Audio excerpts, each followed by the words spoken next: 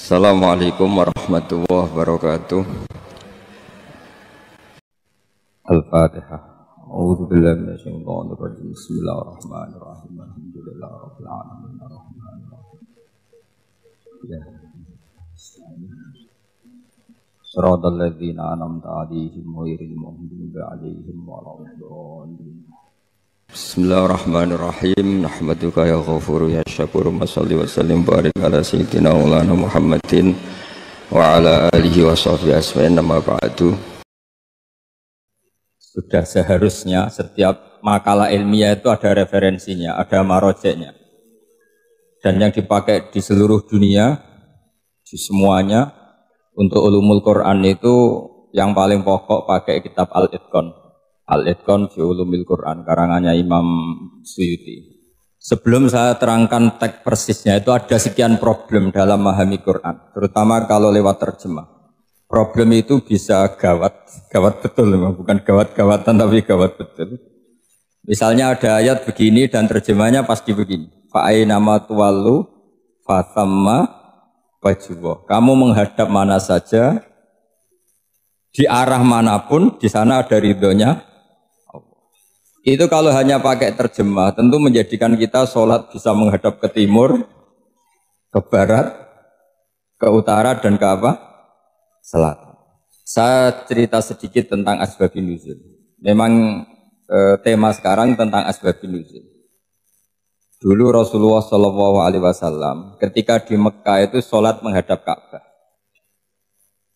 Tapi setelah pindah di Madinah, di mana Madinah itu ada komunitas Yahudi dan Nasrani, Rasulullah itu menghadap ke Baitul Maqdis, kira-kira 16 bulan. 16 sampai 17 bulan. Semua riwayat itu kisarannya hanya 16 sampai berapa? 17 bulan.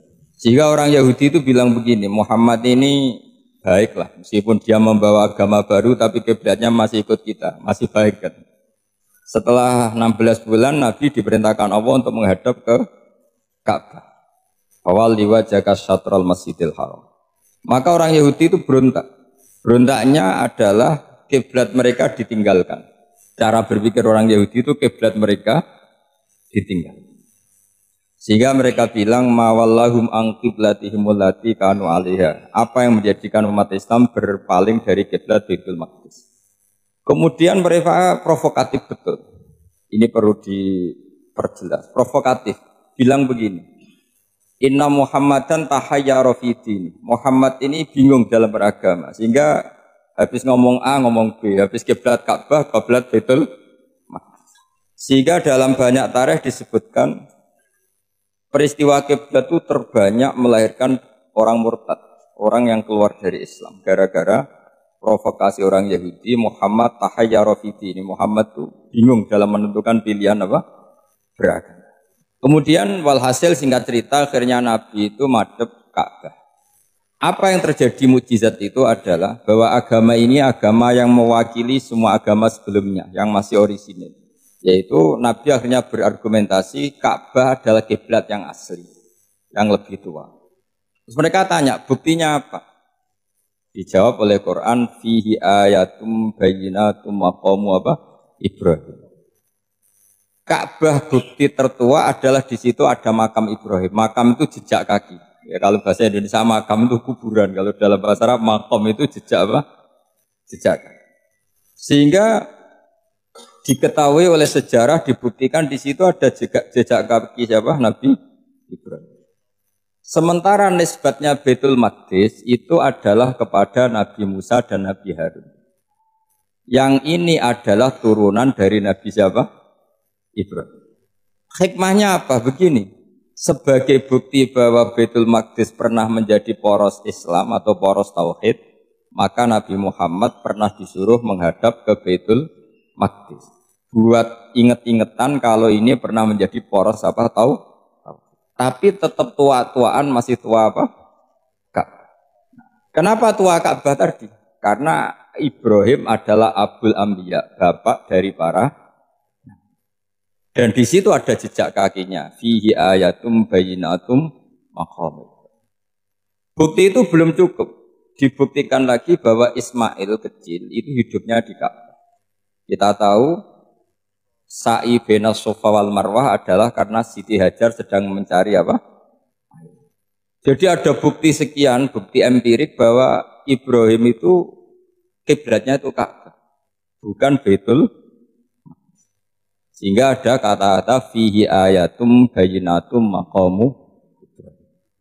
Nah, tanpa ngerti asbabun nuzul, kamu akan mengartikan fa'ina ma tuwallu fathamma wajhu itu salah. Karena di situ kamu menghadap mana saja, maka di situ ada ridhonya. Maka para ulama memberi catatan, maksudnya begini, kamu menghadap kemana saja, asal itu yang diperintahkan Allah, maka di situ ada ridhonya. Harus seperti itu maknanya, disesuaikan dengan konteks asbabin. Tanpa seperti itu tidak bisa.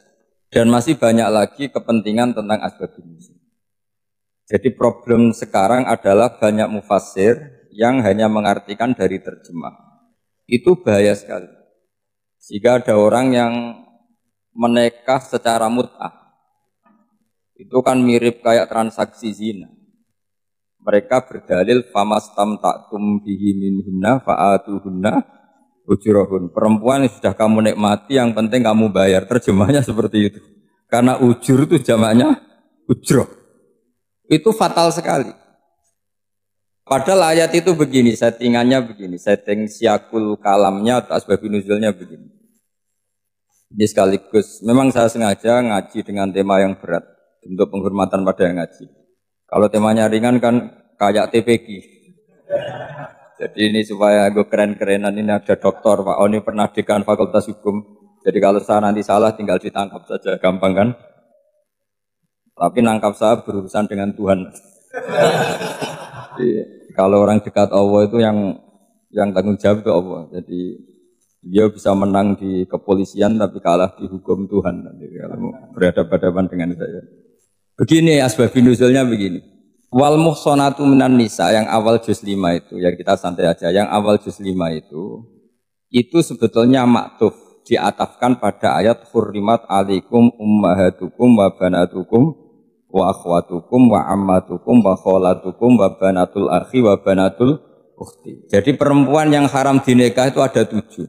Yang faktor nasab, yaitu siapa? Ibu, putri, saudara putri, bulik dari bapak, amah itu bulik dari bapak, kholah itu bulik dari ibu, keponakan dari saudara lelaki, keponakan dari saudara perempuan. Ini disebut haram karena nasab, nasab gen. Kalau orang Jawa bilang hanya 4 karena ngitungnya bulik baik dari bapak maupun ibu. Kalau orang Jawa bilang kan bulik terus keponakan dihitung 1. Padahal ada keponakan dari saudara lelaki, ada keponakan dari saudara apa? Perempuan. Wa banatul akhi wa banatul ukhti. Terus kedua, haram karena rodok. Kita tahu dalam hukum Islam rodok adalah sama dengan nasab. Jadi ibu yang pernah menyusui kamu berarti jadi ibu kamu, dan saudara sepenyusuan berarti menjadi saudara kamu. Ini disebut wa ummahatukum allati arda'nakum wa akhwatukum minar rodok. Terus ketiga, haram karena musoharoh, karena besanan.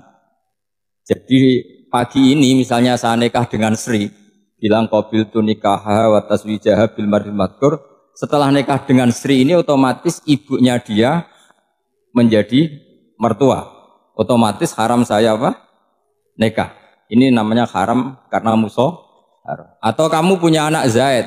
Zaid pagi ini akad dengan Sri. Berarti Sri adalah menantu Anda. Otomatis haram bagi Anda. Itu namanya haram karena musoharoh, karena bisanan. Itu yang disebut waroba apa haram-haram itu kan terus wa ummahatun nisaikum, apa ibu dari istri-istri kamu. Memang ini agak jelimet, tapi memang syaratnya mufassir harus biasa jelimet. Jangan hanya nyari partai ayat-ayat untuk kepentingan partai. Wah, itu ngeri. Kacau Quran dipakai kampanye. Terus itu berarti sudah 3 kan? Haram karena nasab, karena rodok, haram karena musoharoh. Terus yang keempat ini, haram yang bukan karena sebab pada seorang perempuan, tapi karena istri orang. Itu disebut wal muhsanatu minan nisa. haram menikahi perempuan yang masih milik orang lain. Orang lain yang menikahi ini, istilahnya Allah adalah lelaki yang menikahi perempuan ini adalah lelaki sing muhsinina ghairu musafihin, secara nikah yang sah. Nah, nikah yang sah itu begini dalam hukum fikih Islam. Saya nikah dengan Sri, kalau hanya akad, itu saya wajib bayar mahar hanya separuh. Jadi kalau saya janji bayar 1 miliar, berarti wajib bayar berapa?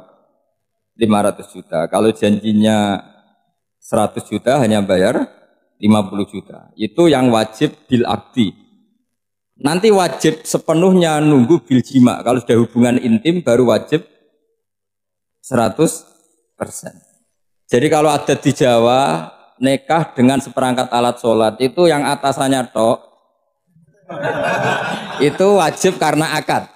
Nanti bawahnya nunggu setelah hubungan apa? Intim. Nah, ini hukum Quran bukan hukum saya. Makanya kan wa in talaqtumuhunna min qabli an tamassuhunna saat terus fanisfuma faradtum hanya wajib bayar setengah.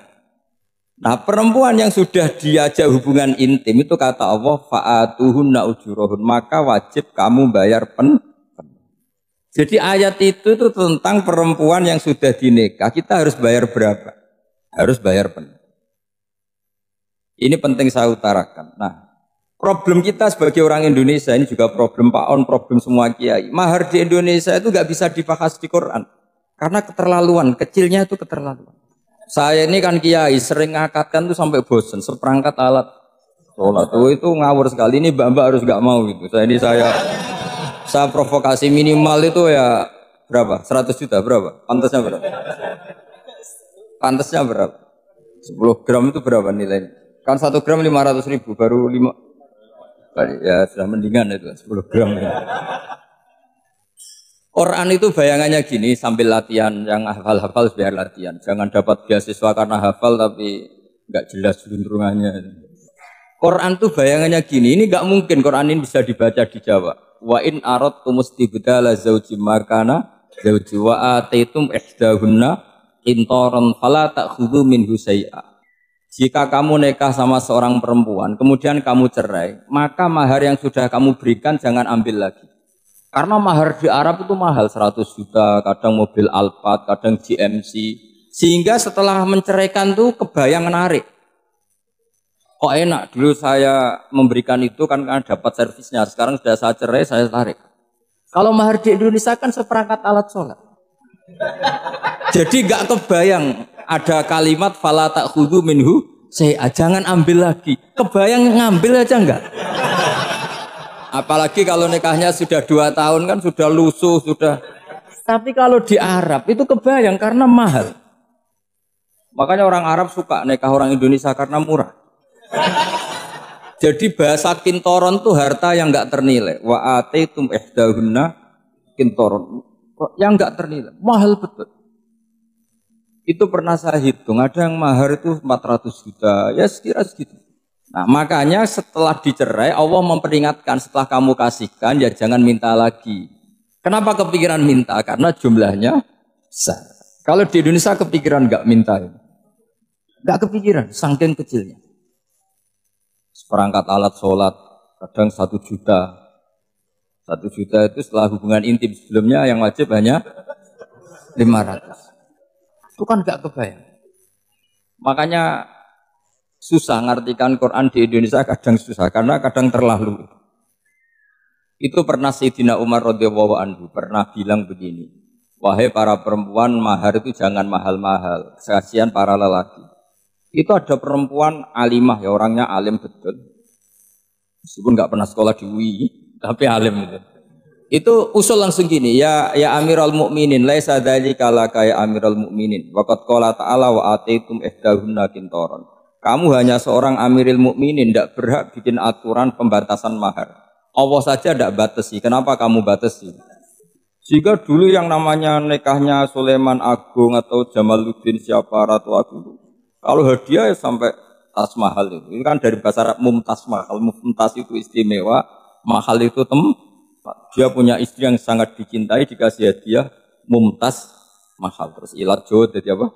tasmal. Itu sama mujid ulil albab kalah. Ya. Itu kalau cerai kan kepikiran minta lagi, dikasihkan yang baru. Tapi kalau di Indonesia tidak mungkin karena apa tadi? Seperangkat alat sholat. Udah gitu nyari yang murah lagi. Yang bagus kitanya, bungkusnya yang bagus. Maka nggak mungkin kita maknani Quran tanpa mengenal yang bernama asbabin. Karena makna ayat itu bisa kacau kalau kita tidak tahu asbabin. Yaitu kayak tadi makna fa'ina ma tuwallu fatamma wajhu. Itu maknanya kan kamu menghadap mana saja, boleh saja di sana ada ridhonya Allah. Berarti kan bisa ke timur, ke selatan, ke utara, ke barat. Itu bahaya betul. Sehingga kata ulama harus mengkaji asbabin supaya porsi ayat ini sampai semana jauhnya itu kita tahu.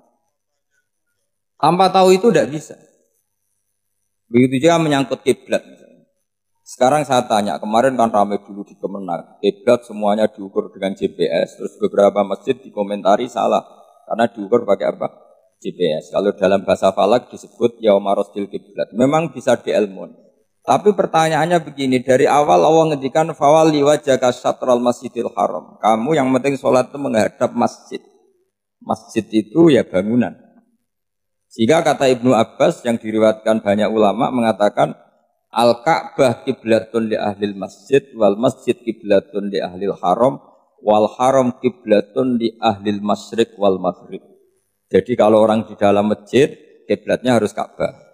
Di luar masjid kiblatnya asal bangunan Masjid Haram. Tapi di luar sini kayak di Indonesia boleh semua tanah haram. Kenapa begitu? Kata Ibnu Abbas karena Quran turun bilisanin arabiyyin mubin. Jadi kalau orang Jogja kalau mau ke Jakarta arahnya kemana? Barat. Itu sebetulnya ketika Anda ke barat itu persis Jakarta apa bisa saja pasnya itu Pangandaran. Tapi orang itu akan bilang kalau ke barat ya ke Jakarta. Meskipun presisi Anda tepatnya di Pangan. Nah kiblat seperti itu. Asal orang menghadap ke barat itu orang sudah bilang ke kiblat. Gak usah sedetail misalnya harus pas Ka'bah. Saya pernah debat sama tim ahli Kemenak. Gak bisa Gus, sekarang ada GPS harus tepat Ka'bah. Terus saya bilang gini. Kalau teori Anda benar, berarti semua masjid luasnya maksimal 16 meter. Ka'bah itu luasnya hanya 16 meter. Berarti masjid ulil albab yang pojok sana sama pojok sana. Kira-kira itu ya sudah tidak kena Ka'bah. Kalau harus tepat, Ka'bah itu kan diameternya hanya 16. 16 sama 18 kalau nggak salah. Berarti semua masjid kalau ingin tepat Ka'bah harus pas 16. Kalau terlalu luas pilihannya harus cekung. Kan jadi aneh. Makanya saya itu sering Pak On, dulu saya ini biasa debat fikih. Kalau di tradisi pesantren namanya Fasul Masail. Saya punya teman yang paling kurang ajar, yang paling saya kenang dalam panjang sejarah. Dulu itu kalau debat fikih itu ya seru. Kalau aturan fikih kan gini, soft paling baik itu kan soft pertama. Baru kedua, baru ketiga. Yang paling keren kan soft awal, soft. Terus teman saya bilang gini Pak, ya kalau gitu gini aja Gus, desain masjid itu memanjang utara selatan. Biar semuanya soft awal. Gara-gara didesain begini kan ada soft 2, soft 3. Apa susahnya kita bikin mulai awal supaya masjid itu memanjang utara apa? Selatan. Supaya semuanya soft awal. Ya kalau ada hukum ya diimplementasikan dalam desain bangunan katanya. Jadi itu kan kacau. Terus akhirnya saya jawab, lalu setelah begitu yang paling afdol siapa? Yang dekat imam. ya sudah, bikin cekung saja kalau gitu. Artinya gini ya, beragama itu yang sehat. Jadi beragama itu berdasar riwayat. Berdasar riwayat, pernah ada ulama yang ngitung, Madinah menghadap Ka'bah itu ya tidak pas. Pernah dihitung pakai GPS. Kiblat Madinah ke Ka'bah itu ya tidak pas. Tidak seperti yang pernah dianjurkan Kemenak. Karena apa? Agama ini ngikuti bilisanin arabiyyin. Seperti jenengan gini. Semua ini istilahnya apa? Menghadap Gus Bah. Padahal ada yang agak sana, agak sana. Semuanya ngaji sama siapa Gus Bah? Ya sudah. Istilahnya bertatap muka. Memangnya kita benturan. Ini bahasa. Jadi seperti ini semua namanya apa? Berhadap Padahal ada yang agak samping, Ka'bah juga gitu. Sebenarnya tidak se-ekstrim yang dibayangkan orang-orang. Cuma kalau bisa tepat, ya kita harus tepat. Tapi tetap saja tidak perlu 16 apa. Fa'aina ma tuwallu fathamma wajhuhu itu artinya menghadap. Menghadap itu menghadap arah. Makanya Allah tidak ada fawal liwajhaka nahwal Ka'bah tapi fawal liwajhaka syatrul Masjidil Haram. Jadi ini penting saya utarakan supaya kita familiar dengan istilah-istilah Quran. Istilah Quran itu gampang sebenarnya. Kalau kita kaji itu gampang. Problem kita tidak pernah mengkaji. Jadi semuanya asing. Kalau kita mengkaji itu gampang sekali. Saya punya sekian cerita betapa pentingnya mengkaji Quran. Harun ar-Rasyid itu dinasti Bani Abbasiyah. Itu pinter sekali. Ada seorang ustadz yang agak ekstrim. Itu datang ke Harun ar-Rasyid. Ya Amirul Mukminin, inni nasihun laka famusaddidun alaika. Fala tajidanna alayya fi nafsika syai'an. Saya mau nasihati kamu tapi saya mohon jangan masukkan hati. Karena nasihat ini penting. Tapi saya akan keras, vulgar. Akan keras, kritik saya akan keras. Karena Anda sebagai Amirul Mukminin tidak pedes. Apa kata Amirul Mukminin Harun ar-Rasyid? Uskut ya Ustadz. Sebagian riwayat uskut ya jahil. Kamu itu Ustadz bodoh, tidak usah banyak omong. Cerita, kenapa saya bodoh? Terus dibacakan ayat faqula lahu qaulal layyinal la'allahu yatadzakkaru aw yakhsha. Inna Allaha ta'ala qad arsala man huwa khairun minka ila man huwa syarrun minni. Wa ma'a dzalika qala ta'ala faqula lahu qaulal layyin. Allah pernah menugaskan seorang yang lebih baik ketimbang kamu, yaitu Musa dan Harun. Musa dan Harun adalah seorang nabi.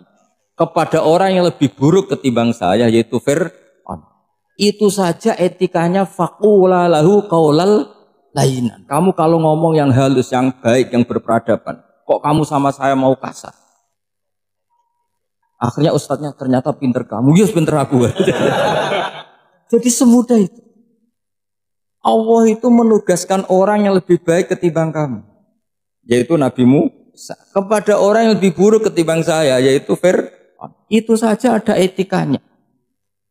Kok kamu sama saya mau tambah etika? Mau main kasar hanya karena kamu merasa nasihat Anda benar? Jadi gampang sekali memahami Quran. Tapi lagi-lagi memang bagi ahlinya. Tapi ini saya bantu supaya sampean jadi ahli apa? Quran. Meskipun ngajinya sebulan sekali. Sudah sebulan sekali tidak punya kitabnya. Sudah. Jadi ulama dulu kalau belajar Quran itu gampang sekali. Saya berkali-kali cerita. Yang kitab saya baca di rektorat itu namanya Syajaratul Ma'arif. Itu kalau cerita bikin judul itu enak sekali. Babuna fil ibad bikullil bilad. Bab seseorang di mana saja hidupnya harus bermanfaat.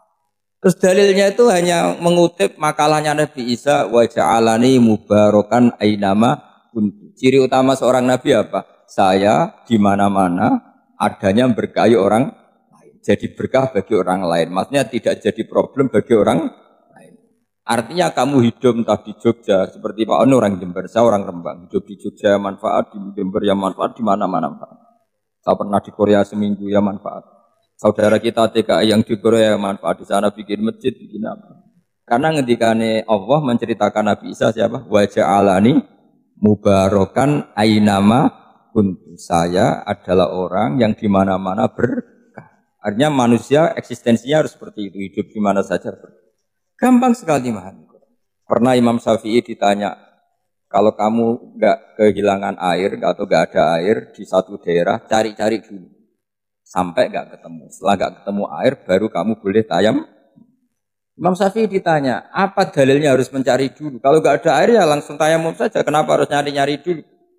Jawabnya Imam Syafi'i itu gampang sekali. Qala ta'ala falam tajidu ma'an. Kemudian kamu enggak menemukan di mana-mana tidak menemukan setelah mencari. Kalau belum mencari namanya tidak tahu. Kan ayatnya kan falam tajidu ma'an. Kemudian kamu tidak menemukan air. Tidak menemukan tuh nyari dulu apa langsung ambil sikap?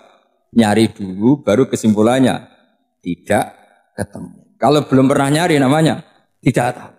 Segampang itu ulama dulu memahami Quran karena konstruksinya utuh. Yaitu mereka tahu betul bahwa Quran itu bilisanin Arabiyim Ketika Futuhat Syam, Syam dulu itu dikuasai tentara Romawi. Era Sayyidina Umar Futuhat. Yerusalem dikuasai tentara Islam. Itu awal Sayyidina siapa? Umar radhiyallahu anhu. Ketika Futuhat mau ada pesta besar-besaran. Tapi Umar menolak. Ketika menolak, kenapa Anda menolak? Beliau hanya membaca ayat Innallaha ta'ala ayyara qauman faqala adhabtum thayyibatikum fi hayatikumud dunya. Allah itu mengkritik satu komunitas kaum yang zaman di dunia menghabiskan semua kenikmatan. Maka kita tidak perlu syukuran besar-besaran. Jangan-jangan jatah kita di akhirat kita habiskan di dunia. Itu adhabtum thayyibatikum fi hayatikumud. Semudah itu ulama. Rasulullah pernah dahar, pernah makan karena 3 hari gak makan. Cara Indonesia gak makan nasi, gak makan daging, sudah lama sekali. 3 hari Nabi hanya makan kurma dan air putih. Pernah Nabi gak makan roti sampai 3 hari. Kalau Indonesia mungkin gak makan nasi. Di hari ketiga ada sahabat yang berbaik hati, Nabi disembelihkan kambing, dipotongkan kambing, Nabi disuruh dahar. Itu baru dahar setengah piring, Nabi berhenti. Ketika ditanya, setengah piring itu kan sudah kuat untuk sholat, untuk apa sudah kuat. Ditanya, ya Rasulullah kenapa berhenti? Bukankah engkau tidak makan ini 3 hari? Nabi membaca, walatus alunna yauma idzin anin naim. Semua nikmat yang saya rasakan nanti ada pertanggungjawabannya. Makanya saya tidak ingin banyak-banyak. Wah itu kalau diterapkan di sini enggak populer. Makanya saya tahu gayanya ngaji Quran itu enggak siap dengan konsep-konsep Quran itu. Jadi segampang itu orang dulu. Nah karena apa ya itu tadi? Mereka tahu asbabun nuzul. Quran itu diturunkan dalam konteks apa? Lafaz ini arahnya kayak apa? Mutlak muqayyadnya kayak apa? Muhkam mutasabihnya kayak apa? Nasah mansuhnya kayak. Nah sedikit saya cerita ini mungkin contoh terakhir supaya agak lama-lama, nanti bingung kalau lama. Yang bingung ya saya, bingung cara memahamkan. Jadi kalau guru itu kan bingung cara memahamkan, kalau murid bingung cara memahami. Gak tahu tingkat kebingungannya sama. Kalau guru itu bingung cara memahamkan, kalau murid bingung cara. Jadi ini pertemuan 2 kelompok bingung. Yang satu bingung cara memahamkan, yang satu bingung cara. Kalau orang ekstremis bingung cara merusak suasana, nah, itu enggak benar itu. Ada loh. Rasulullah itu nabi, itu paling pusing yang ngadepi orang-orang yang ekstrim. Karena apa? Cara berpikir itu lompatannya itu enggak tertib. Jadi nabi itu cara berpikir itu kecerdasan nubuah, sementara orang ekstrim cara berpikir itu kecerdasan nafsu, bukan kecerdasan manusia. Kalau manusia masih baik nafsu. Misalnya begini, kalau dalam tradisi nubuah itu, saya dengan Pak Anu berteman lama, mulai tahun 2000 berapa. Itu kalau Pak Anu bertamu ke saya, harusnya tidak usah tak kasih makan. Karena sudah dekat. Tapi kalau kenalan baru itu dikasih makan, disangoni. Jadi Nabi itu perilakunya agak unik. Akhirnya ada orang yang cara berpikir itu dangkal. Ya Rasulullah ini tidak fair. Yang iman lama tidak diservis, yang iman baru diservis. Cara berpikir Nabi begini, orang Ansor itu kan sering memberi Nabi. Perjuangannya Nabi ditopang orang apa? Ansor. Donatur lah, kira-kira orang Ansor itu donatur. Donatur itu keren. Karena donatur itu artinya al-yadul ulya khairum al-yadis. Sehingga ketika Nabi sudah menguasai negara, menguasai Mekah Medina, sudah futuhat. Itu orang Ansor tetap enggak diservis. Yang diservis Nabi itu orang-orang baru masuk Islam, disebut wal mu'allafati qulubuhum atau Islamu alaf. Ada 1-2 orang yang protes, tentu yang enggak pinter. Tukang protes pasti tidak pinter. Wong iskal-iskalnya sendiri, otaknya enggak sampai-sampainya sendiri, orang lain disuruh jawab. Makanya di sini tidak ada tanya jawab, nanti iskal-iskal kamu sendiri, bingung-bingung kamu sendiri, saya disuruh jawab. Berarti Gus Pak enggak mau ditanya, ya memang enggak mau karena tadi jawab sendiri aja, nanti pinter sendiri, kapan-kapan pinter sendiri. Akhirnya tanya begini, cara tanya gini, ya Rasulullah, ini enggak fair. Orang sudah Islam lama setelah negara terbuka milik Anda, setelah kita menang, setelah kita menguasai negara, enggak kamu servis. Sementara yang baru Islam kamu, Nabi itu bertanya senyum-senyum, rileks saja. Lama-lama tambah ekstrim pertanyaannya. Kata Umar, ya Rasulullah saya beri izin untuk membunuh orang ini. Umar itu pikirannya karena mangkel Nabi. Nabi jangan. Kalau kamu bunuh nanti apa kata orang banyak? Inna Muhammad dan yaktulu as-sahabah. Dikira Muhammad membunuh sahabatnya sendiri. Nabi masih mendengar. Komplainnya masih mendengar. Lama-lama Nabi memberi penjelasan. Kamu ini orang Ansor. Kamu biasa memberi saya, memberi dana perjuangan. Memberi itu hebat. Saya tidak ingin menurunkan grade Anda. Grade sebagai pemberi, berarti kelasnya elit. Sekarang menjadi penerima. Itu tidak bagus. Itu betapa Rasul ini namanya kecerdasan nubuah. Kalau orang biasa memberi, biar memberi saja. Supaya dia tetap heroik, tetap patriotik, tetap keren. Karena mentalnya Jangan sampai dari mental memberi, kemudian mentalnya peminta. Jadi kalau Pak On jadi tim suksesnya Pak Jokowi itu ya tidak minta-minta. Kalau dulu kampanye ya kampanye saja. Biar memberi terus gak pernah minta. Meskipun akhirnya ya gelong. Tapi Nabi dulu didik gitu. Jadi orang Ansor itu gak pernah diservis. Padahal jasanya kayak gitu. Supaya kelasnya tetap kelas elit. Yaitu pemberi, penanggung jawab. Nabi gak ingin orang Ansor turun grade menjadi penerima. Orang-orang yang cerdas nubuah menerima konsep Nabi seperti itu. Bertanya sama Pak On, saya dadani terjemahan UI itu puluhan tahun sama Pak. Itu beliau ke kontrakan saya ke rumah beliau. Tidak pernah berharap apa. Saya sangat tertutup. Bukan apa-apa ya, kalau ingin memberi saja. Kontribusi saya pada Al-Quran. Saya tidak kepikiran mendapat. Supaya heroik. Tapi orang-orang yang cerdas tadi, cerdas amatir tadi, ini gak fair. Wong yang memberi lama kok dapat servis sedikit. Nah, sekarang itu problem zaman akhir sudah mulai seperti itu. Orang ini namanya Dzul Khuwaisirah. Ini yang nanti punya anak turun Khawarid. Khawarid itu orang yang ibadahnya hebat, tapi cara berpikir dengan buah salah. Orang lagi Khawarid itu orang yang ibadahnya hebat, tapi cara berpikir nubuah. Nubuah itu unik. Nubuah itu cara berpikir tadi. Apa ya? Melihat sesuatu yang benar biar benar terus gitu. Yaitu tadi, mental memberi itu ya biar memberi terus, tidak usah di-share. Maka ketika Abu Bakar jadi khalifatul Rasulullah, itu ada sistem kepegawaian. Itu gajinya Umar yang sudah Islam lama, gajinya Abu Bakar yang sudah Islam lama. Itu sama Abu Sufyan sama, padahal Islamnya Abu Sufyan baru setelah Fathu Mekah, kira-kira baru setahun. Terus diprotes sama orang-orang, ini Islam lama kok gajinya sama Islam yang baru setahun kok sama. Kata Abu Bakar, fadailuhum indallah. Mereka punya kelebihan Islam lama itu indallah. Nanti balasannya biar surga. Kalau di dunia sesuai profesinya. Artinya profesi kalau penjaga kantor ya berapa, kalau dosen berapa, pokoknya ya sudah. Dan itu diterima oleh sahabat. Semuanya nerima konsep itu. Era Umar agak dibalik. Abu Sufyan kira-kira gajinya 1 juta, yang lainnya yang menangi Nabi mulai awal gajinya 10 juta. Ditanya, ya Umar, kenapa ini jadi rubah seperti kebijakan Abu Bakar, tidak seperti Abu Bakar? Jawabnya Umar lucu. Fawwah la usawwi baina man qatala Rasulullah wa baina man qatala ma'a Rasulillah. Demi Allah saya tidak akan pernah menyamakan orang yang dulu merangi Rasulullah yaitu Abu Sufyan dengan orang sing selawase dari Rasulullah yaitu Sayyidina Ali dan sebagainya. Ini penting.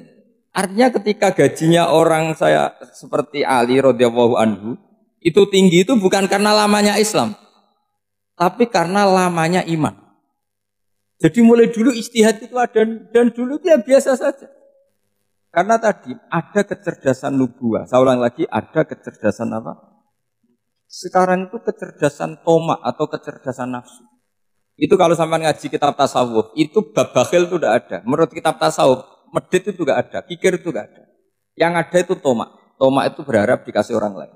Sampai pernah enggak bilang kalau artis-artis di Jakarta kikir? Tidak pernah kan? Karena kamu tidak pernah ingin diberi. Kalau kamu punya pacar karena kenal tidak pernah ditraktir, oh pacar saya kikir. Karena kamu ingin diberi. Pernah enggak kamu hukumi orang lain kikir? Yang enggak kenal. Padahal tidak pernah memberi kamu. Apa? Karena kamu tidak pernah Coba sekarang kamu saya tanya, ini latihan cerdas. Definisi kikir itu apa coba? Enggak pernah memberi kamu kan? Artis-artis Jakarta, tokoh-tokoh nasional pernah nggak memberi kamu? Enggak kan? Tapi enggak pernah kamu vonis kikir karena kamu enggak pernah tomak. Tapi pacar kamu kok amin ditraktir terus, atau istri kamu atau mertua kamu kok enggak ngasih warisan, kamu bilang kikir enggak? Sebabnya kikir betul apa karena kamu tomak berharap? Tomak. Maka di kitab tasawuf itu enggak ada bab kikir, yang ada bab tomak. Karena asal usul menvonis orang kikir itu karena tamak. Maka jangan banyak kenal orang, nanti banyak hukum kamu kan. Sombong juga gitu, di tasawuf itu enggak ada bab sombong. Karena orang hukum orang lain sombong itu karena kamu ingin dihormati. Ada orang enggak kenal, terus lewat saja enggak tanya kamu bilang sombong enggak kan? Tapi kalau kenal, oh sombong betul, kenal enggak tanya kan gitu. Jadi tasawuf itu sisi unik dari khazanah Islam. Makanya di tasawuf itu enggak ada kritik terhadap kikir. Ya tentu kikir itu buruk, pasti ya kikir itu buruk. Tapi enggak perlu dikritik. Jangan-jangan yang salah kamu. Mau kenal Pak On di PPAI terus ingin jadi sekretarisnya. Terus ingin kenal Pak Jokowi ingin jadi menterinya. Nanti kenal rektor ingin jadi pegawainya. Ketika enggak diturutin bilang Pak Rektor kikir. Tapi orang lain ya Kak pernah berharap. Mungkin enggak menvonis Pak Rektor atau Pak On ini kikir, enggak kan? Berarti vonis kikir itu status orang itu apa enggak kesampaian niat kamu? Memang agak jelimet ilmu tasawuf itu, tapi itu unik, itu bagian dari khazanah apa? Islam. Makanya Rasulullah itu sering isti'adzah minta perlindungan wa min toma'in fi ghairi matma'in. Ya Allah, saya tidak ingin berkeinginan yang tidak layak. Karena semua dunia ini dimulai dari keinginan. Coba kamu protes negara itu karena apa? Ingin makmur sejahtera tanpa kerja sehingga nyalakan menteri keuangan, menteri ini itu. Makanya kalau guyonannya ulama tasawuf begini, tak beri bocoran. Guyonannya orang tasawuf begini guyonannya. Anta lam tajid min nafsika kullama turid, fa kaifa turidu min ghairika kullama turid. Kamu yang punya keinginan saja tidak bisa memenuhi apa yang kamu inginkan. Kenapa keinginan itu kamu timpakan ke orang lain untuk memenuhi kamu? Wong kamu yang punya keinginan saja tidak bisa mewujudkan. Kenapa keinginan Anda kamu timpakan, bebankan orang lain untuk memenuhi keinginan Anda? Misalnya kamu, Gus saya ini goblok, tolong pinterkan. Wong kamu yang ingin saja tidak bisa. Kok menyuruh saya? Jadi kalau tiap tasawuf itu unik. Seperti kamu mencintai istri tulen, itu ingin kan dicintai istri tulen. Kamu sendiri kan nggak bisa cinta tulen, masih pelengahan sana sini. Kamu pacaran, ingin pacar kamu setia. Ternyata kamu bikin sekian alternatif. Kalau putus ini punya ini, putus ini. Tapi kamu ingin ini setia, kan nggak fair. Makanya guyonanya orang tasawuf itu anta lam tajid min nafsika kullama turid fa kaifa turidu min ghairika kullama turid. Gampang tuh apalane pokoknya ratrit gitu aja gampang. Jadi kamu yang punya keinginan saja tidak bisa memenuhi. Kok orang lain disuruh memenuhi. Sehingga orang tasawuf itu malu betul. Misalnya saya kok ingin Pak On takdim sama saya itu kurang penggawean. Kalau saya ingin ditakdimi saya menakdimi diri saya sendiri. Makanya berbahagialah orang yang ngilu tuh, saya ganteng sendiri ya Allah. Saya kaya sendiri. Menunggu orang lain bilang kamu kaya itu repot. Menunggu orang lain bilang kamu hebat itu sudah bilang aja ya Allah saya hebat, ya Allah saya ganteng, ya Allah saya cantik. Daripada menunggu orang lain bilang apa? Cantik. Jadi ilmu tasawuf itu unik. Jadi kalau fikih itu yang dikritik itu kikir. Kalau tasawuf enggak tomak. Karena orang yang kamu vonis kikir itu jangan-jangan tidak kikir tapi mementingkan yang lebih penting. Misalnya ada teman yang tidak pernah naksir kamu, ternyata punya ibu sakit, uangnya dianggarkan untuk ibunya yang sakit, atau anaknya sekolah, atau keluarganya masih butuh dia, sehingga sama teman dia kikir. Hakikatnya kikir apa mementingkan yang penting? Tapi kamu karena nggak pernah ditraktir menvonis kikir. Ini pelajaran. Jadi makanya yang dianteni ilmu tasawuf itu tomak, tamak tadi kalau dalam bahasa Indonesia, bukan kikir. Karena vonis kikir itu akan disematkan orang yang tidak kesampaian hajatnya. Makanya bapak saya itu keluarga kiai itu ajarannya itu yang penting jangan berharap dari orang lain. Ini Pak On saksinya, saya dulu benahin terjemah itu nggak pernah ingin diperlakukan seperti ini. Yang ngaji aja. Karena pikirannya keluarga kiai itu sederhana. Kalau ngamal ya ngamal saja. Ngamal itu heroik. Makanya buyut-buyut kita semua ini kan pahlawan semua. membela negara Indonesia jadi merdeka. Yang nggak pernah kebayang jadi presiden menteri. Tapi sekarang nggak ngamal sedikit saja harus jadi menteri. Jadi ini bahaya kalau dalam kelangsungan bernegara karena orang biasa transaksional.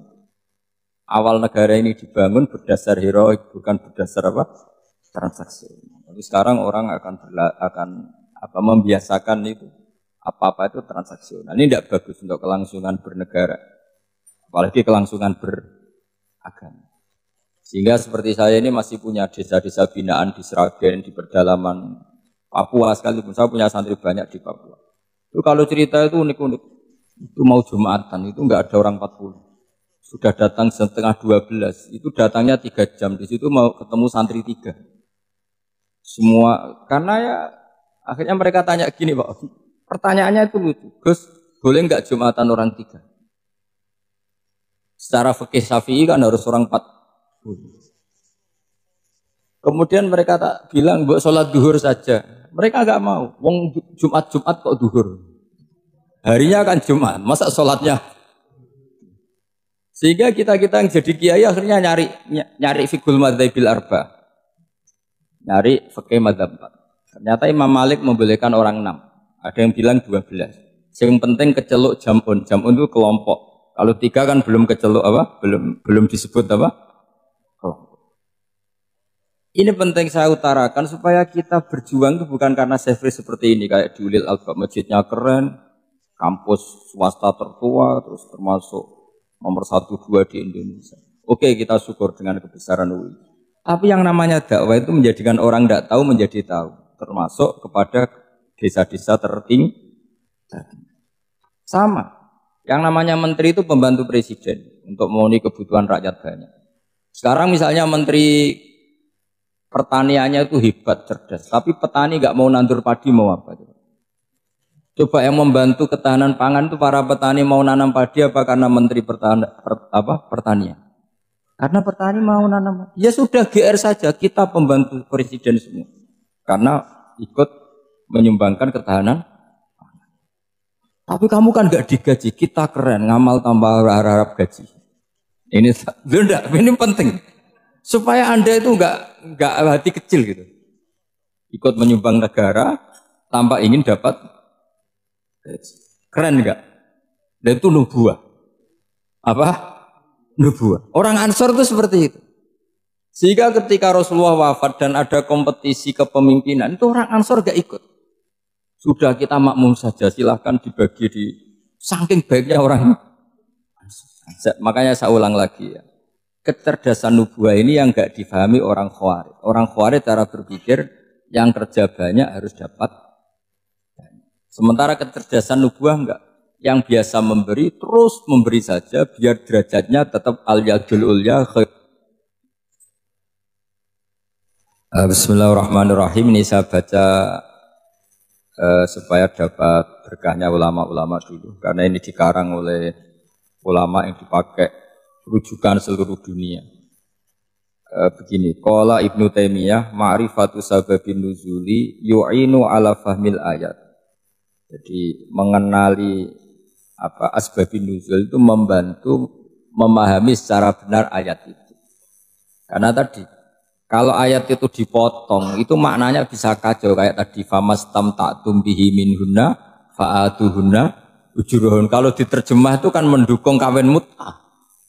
Kalau terjemahnya saja perempuan siapa saja yang pernah kamu nikmati, yang penting kamu bayar. Itu kan aliran sesat dan menyesatkan. Itu konteks asbabun nuzul tidak seperti itu. Perempuan yang sudah menjadi istri kamu, seolah lagi perempuan yang sudah menjadi istri kamu, jika sudah kamu hubungan intim, maka maharnya harus dibayar penuh. Tapi kalau belum hubungan intim, maharnya hanya wajib separuh. Fanisfu ma faradtum illa ayafuna aw ya'fu alladhi biyadihi uqdatun nikah. Tapi tadi kalau di Indonesia gimana Gus? Itu yang repotnya. Maharnya itu tadi mau kena atasan dan apa? Bawahan. Wah kacau kalau di Indonesia itu. Sehingga kita bingung kalau dalam logika Arab kan gitu. Bayangannya kalau cerai kata Allah fala ta'khudhu min syai'at. Harta yang sudah kamu berikan ke istri jangan diambil. Sampai dilarang ngambil tuh karena jumlahnya banyak sehingga kepikiran ngambil. Kalau di Jawa nggak usah dilarang sudah tidak akan ngambil karena rukuhnya sudah lusuh. Itu susahnya baca Quran di Jawa. Karena dari awal maharnya terlalu apa? Kecil. Terus beliau Imam Suyuti termasuk di sini menyontohkan yang pasti salah kalau difahami yaitu tadi ayat apa itu fa'inama tuwallu fastamanowo wajib. Jadi beliau terus meringatkan betapa pentingnya mengenali asbabin nuzul. Karena asbabin nuzul itu gampang. Saya ulang lagi, asbabin nuzul itu gampang. Gampangnya begini ya, kan ada satu peristiwa. Misalnya begini, Rasulullah itu kan mengkritik penuhanan Lata dan Uzza, berhala-berhala itu dituhankan, dikritik sama Rasulullah. Kemudian mereka begini, karena mereka biasa personifikasi Tuhan. Muhammad, kalau Tuhan itu tidak Lata Uzza dan itu terbuat dari batu, lalu Tuhan Anda itu dari apa? Amin fiddotin audabin, lalu Tuhan Anda ini dari emas apa dari perak? Karena mereka nggak bisa membayangkan Tuhan tanpa dipersonifikasi. Terus Allah menurunkan qul huwallahu ahad, Allahus somad, lam yalid wa lam yulad wa lam yakul lahu kufuwan ahad. Karena otaknya mereka sudah begitu, yang namanya Tuhan itu harus dipersonifikasi. Makanya saya kemarin di Korea seminggu, cerita yang paling unik gini Pak On, ada bos Islam, ada bosnya TKI yang baik. Mereka mengizinkan pekerjanya sholat. Bareng sholat tuh diingeti ke atas, ke bawah, oh gak ada arcanya. Sehingga setelah sholat dibilang, apa saya berikan berhala sekalipun, karena gak kebayang ada orang sholat kok tanpa berhala, tanpa Tuhan. Yang kamu sembah itu mana, kok gak ada, apa tak belikan. Jadi unik. Nah teman saya yang satu unik lagi, dia termasuk pegawai Garuda, yang derekno saya ke Korea itu orang pegawai Garuda. Dia karena orang kaya biasa ke Eropa kemana-mana itu. Singkat cerita dia sholat di mall, karena nganggep Korea itu sudah negara maju kayak Eropa. Setelah sholat di mall pas asar itu, security-nya nelpon polisi. Pak polisi, di sini ada ritual teroris. Jadi kalau menamakan sholat itu ritual. Jadi artinya apa? Ritual-ritual yang kita lakukan itu macam-macam cara pandang. Orang ateis itu kan Cina kan, Korea itu kan ya Cina lah, Korea, Jepang, RRC itu kan sipit Cina. Itu ya yang namanya ibadah sembahyang harus ada patungnya atau ada arcanya atau ada benda-benda itu. Orang Islam kan nggak ada sama. Makanya mereka itu kok bisa? Problemnya kita, saya ulang lagi, ini problemnya. Problemnya kalau ada itu ya repot. Begini misalnya, ini masih tentang asbabun nuzul. Ini contoh terakhir tentang masih asbabun nuzul. Umar radhiyallahu anhu, sahabat Umar itu kalau mencium Hajar Aswad itu sambil gedumel. Tidak berdoa tapi gedumel. Masyhur itu. Itu ada di Bukhari. Alim tu annaka hajarun la tadurru wa la tanfa walau la anni ra'aitu Rasulullah qabbalaka ma qabbaltuka. Saya tahu loh. Nyium Hajar Aswad dicium tapi sambil gedumel. Saya tahu loh kamu hanya batu, enggak mandoroti, enggak manfaati. Kamu jangan GR, saya cium itu jangan GR. Kalau saja saya tidak melihat Rasulullah mencium kamu, maka saya tidak sudi nyium kamu. Dah gitu aja. Terus itu tiap nyium Hajar itu tidak doa. Kalau kamu kan enggak minta kaya, minta macam-macam. Kalau Umar malah gedumel. Nah, kenapa demikian? Itu ada asbabun nuzulnya. Umar itu saksi sejarah. Ketika Rasulullah Fathi Mekah, Nabi kan tawaf terus mencium Hajar. Itu di belakang masih banyak orang kafir. Kebetulan Umar masih di sana. Sudah Islam Umar, tapi dia di belakang. Dengar orang-orang kafir, Muhammad itu tua aneh. Katanya melarang nyembah batu. Ternyata dia nyembah batu. Jadi Nabi nyium Hajar Aswad itu dikira nyembah batu. Katanya ngelarang nyembah batu, tapi dia kok nyembah batu. Karena Nabi mencium Hajar Aswad. Nah karena untuk menghilangkan stigmasi itu, Umar tiap nyium Hajar Aswad ngomong gitu. Ada kan ada sound system, mungkin ya di sound system. Supaya jelas bahwa penciuman ini bukan karena menyembah. Artinya mudah sekali kenapa Umar ngomong gitu, karena asbabun nuzulnya seperti itu. Coba kalau kamu tidak tahu asbabun nuzul, Umar maksudnya gimana tuh? Gak doa, gak apa, kok malah ngomong gitu kan? Tapi kalau kamu tahu asbab nuzul Umar itu yang mendengar komentar orang sama ketika kita tawaf itu kan 3 pertama kan kita lari-lari kecil. Itu ceritanya juga gitu. Rasulullah itu hidup di Medina, terus diterkenalkan miskin. Medina itu kota wabak, kota penyakit, endemik. Dulu Medina, Yasrib itu kota endemik. Jika kata orang kafir-kafir Mekah, yaji ulihadal bait kaumun qad wahanat huma Yasrib. Nanti akan datang satu komunitas kaum yang sudah lemas karena kena penyakit TBC dari Yasrib. Nabi dengar itu makanya terus bilang ke para sahabat, tunjukkan kalau kamu kuat dengan cara lari 3 kali. Terus pakai pakaian yang kelihatan maco, yaitu yang dipakai lelaki-lelaki. Bahunya dikelihatan. Nah, setelah Rasulullah wafat, Umar menggantikan beliau setelah Abu Bakar. Umar bilang gini, sebetulnya tawaf seperti ini, yaitu lari pertama 3 putaran pertama lari dan memperlihatkan pundak seakan-akan orang maco itu sudah enggak perlu karena alasan itu sudah tidak ada. Tapi ini tinggalan Rasulullah, maka jangan rubah ya, tetap seperti ini. Akhirnya meskipun sudah tidak ada alasan tadi menjawab stigmasi orang kafir, tetap tawaf seperti itu. Jadi memang agama itu unik. Kadang kita harus tahu alasannya, tapi alasan itu kalau menjadi mahatul hukmi, pijakan hukum salah. Misalnya kamu terus bilang gini, ya berarti tawaf sekarang bebas, nggak perlu seperti itu. Kan alasan itu sudah tidak ada. Nah di sini pentingnya riwayat. Riwayat itu begini, logikanya sudah nggak ada, tapi kaifiah itu, cara itu masih kita terus. Dan itu memang saya ulang lagi harus tahu asbabun nuzul. Saya beri contoh ya misalnya, wa idza darabtum fil ardi falaysa 'alaikum junahun an taqsuru minas shalah. Terus saya ayat di mana? In khiftum ayyaftinakumul ladzina kafaru.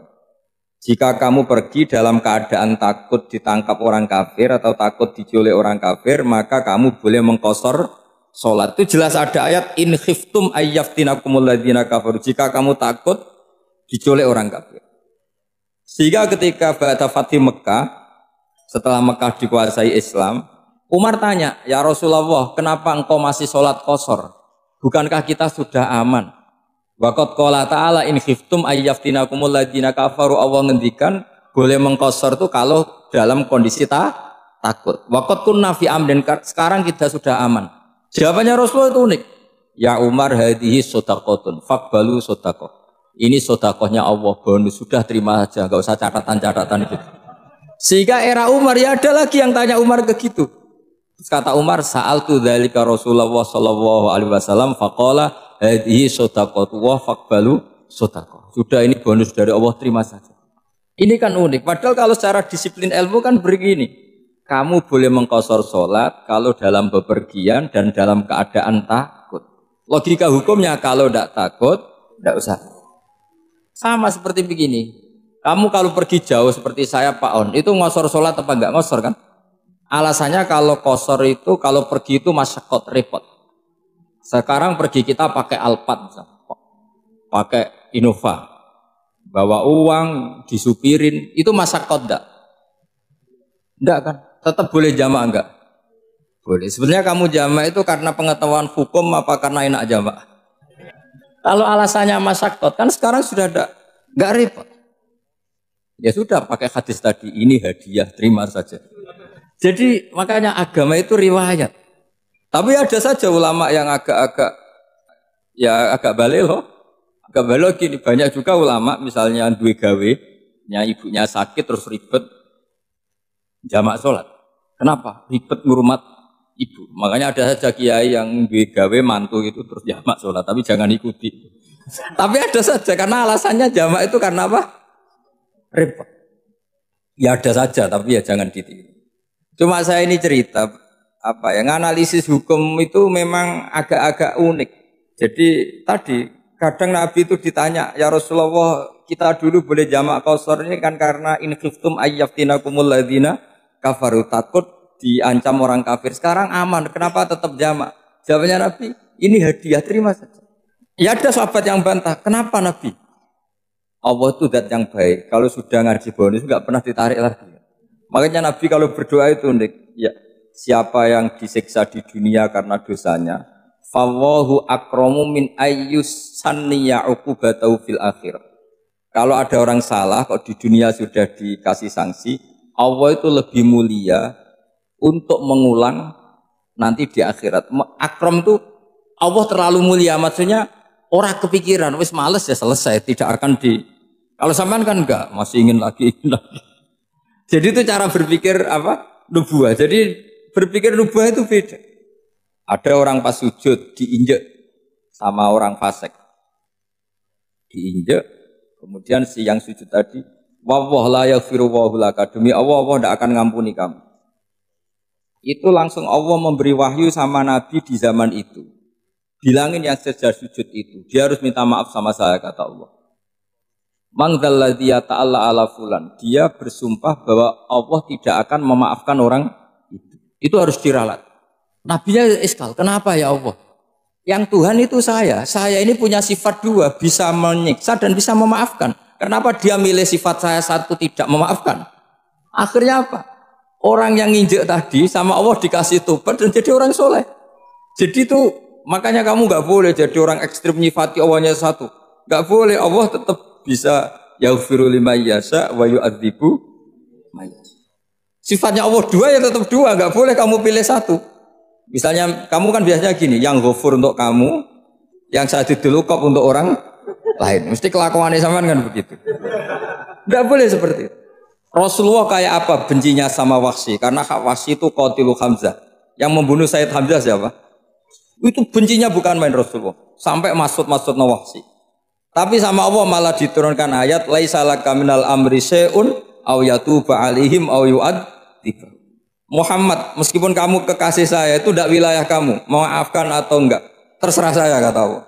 Ternyata betul, malah Wahsy dikasih tobat. Nah sekarang enggak, orang itu nyifati Allah sama orang lain syadidul iqab, kalau sama dirinya enggak boleh seperti itu. Allah ya sifatnya tetap dua. Jadi boleh kamu misalnya berdoa, ya Allah mbak yang cantik itu semoga dapat jadi istri saya. Mbaknya juga boleh berdoa, ya Allah naudzubillah min dzalik. Jadi ini adu kekuatan, nanti terserah nanti Allah pihak yang mana. Kayaknya pihak yang perempuan. Karena kasihan kan kalau cantik dapat orang apa? Jadi, saya tuh andaikan boleh fatwa fikih, yang saya haramkan tuh orang jelek dapat orang jelek. Karena kasihan anak-anaknya, tahu-tahu jelek banget. Jadi itu kan kasihan itu.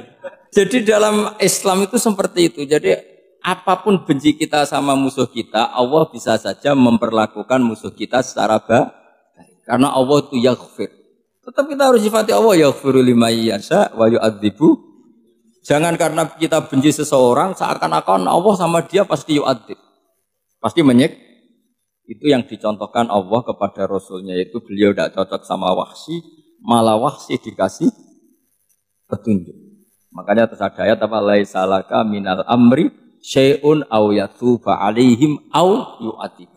Muhammad, tidak wilayah kamu, saya menentukan mengadab atau mengam. Makanya rata-rata kiai ulama itu halim. Orang halim itu rileks, layinal janib, tidak gampang menvonis orang lain. Biar Allah tetap dengan sifatnya yaf'alu ma yasha, bahwa Allah bisa melakukan apa saja. Soal kamu benci sama seorang, benci saja atas nama kamu, jangan nyatut-nyatut Allah. Misalnya kamu cinta seseorang, wah ini yang calon presiden ini harus jadi presiden. Ternyata Allah menghendaki jadi menteri, mau apa coba? Ya Allah ya falu maya sak mau apa coba?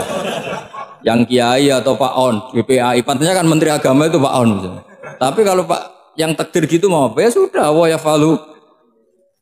Santai aja. Itu rileksnya ahlul ilmi, ya sudah santai saja. Ini negaranya Allah, ini kerajaan Allah, ini buminya Allah, ya Allah biarin ya fahlu. Mas, jadi Tuhan Allah, kamu yang repot. Kira-kira jadi Tuhan itu Allah, kamu yang repot. Ya Allah biar tetap ya fahlu. Mayasa, Allah boleh yaghfir liman yasha wa yu'adzibu mayasa. Saya kira demikian. Assalamualaikum warahmatullahi wabarakatuh. Al-Fatihah. A'udzu billahi minasyaitonir rajim. Bismillahirrahmanirrahim. Alhamdulillahirabbil alamin arrahmanir rahim. Ya. Shiratal ladzina an'amta 'alaihim ghairil maghdubi 'alaihim waladdallin.